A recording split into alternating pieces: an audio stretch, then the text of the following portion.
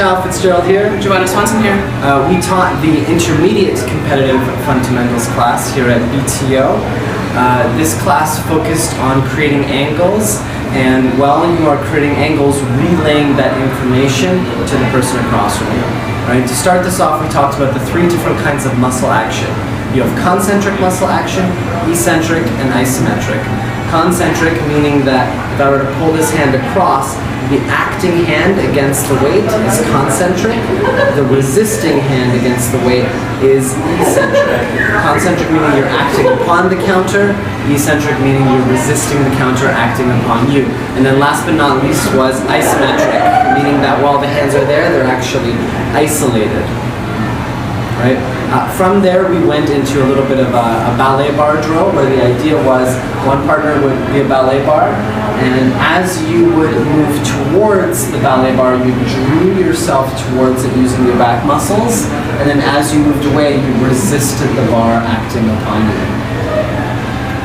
We did that as a leader doing that and as a follower doing that, and then we asked you to make some shapes with that same action. So if Kyle's being my ballet bar, I was keeping that same action that we worked on originally, but we were taking this into different angles, taking our own space so that we were not pushing or pulling into the connection, but we were rather keeping a constant.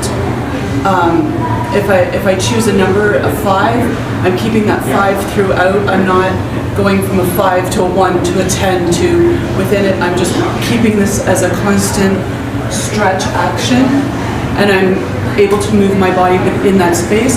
I'm making sure that I'm not going into my partner's space, and I'm making sure that I'm not using my bicep to pull myself into that space. Bringing it all together, we added this to our basics with the idea that off of 4, the 4 is essentially the bar in these drills, and that we can use that tether to work off of each other. So going through a couple of our variations, regardless of what variation we decided to do, we worked off of the countering point.